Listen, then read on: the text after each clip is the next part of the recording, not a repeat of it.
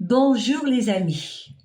Voilà, après vous avoir parlé des religions, eh bien j'avais envie d'avoir cette réflexion sur les lieux saints, les représentations qu'on y trouve et que l'on trouve aussi dans des demeures de certains d'entre nous. Dans de nombreuses églises sanctuaires, demeures, lieux profanes, nous trouvons des statues, des images de représentations de saints et parfois des objets qui sont sacralisés, ritualisés, accompagnés de bougies, de fleurs et de prières murmurées. Pour beaucoup d'entre nous, ces statues, objets divers, semblent être des points d'ancrage. Ils aideraient à concentrer l'esprit, à matérialiser une figure spirituelle, à rendre vivante une présence invisible. En effet, le croyant pense s'adresser à un saint à travers l'image, espérant une intercession, une protection, une grâce. Une question, cependant, demeure dans ma tête. Est-ce ce que Dieu nous demande ? Dans les Écritures, il est clairement rappelé que Dieu est unique, qu'il n'y a aucune hiérarchie, ni représentation matérielle de sa divinité.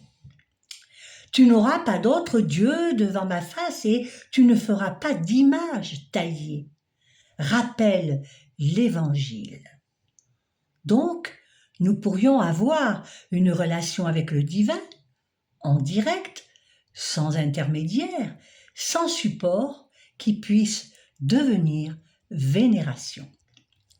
Alors, ces représentations sont-elles des aides ou des obstacles ? Pour certains, elles ne sont que des symboles, des rappels visuels, destinés à inspirer la foi.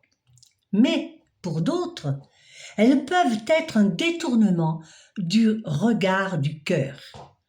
Au lieu d'élever l'âme vers Dieu, elles enferment la prière dans la matière.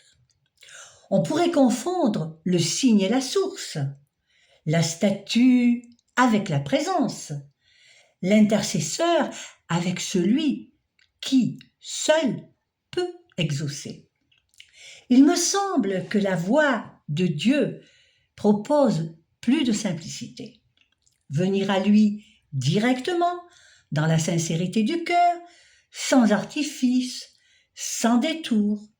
Une foi authentique ne repose pas sur des objets visibles, mais sur la confiance intérieure, l'élan de l'âme vers le Créateur, dans une relation vivante et non figée.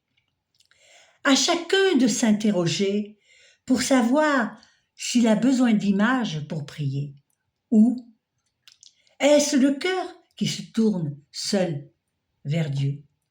La réponse appartient à l'intime de la conscience, mais l'appel divin reste clair.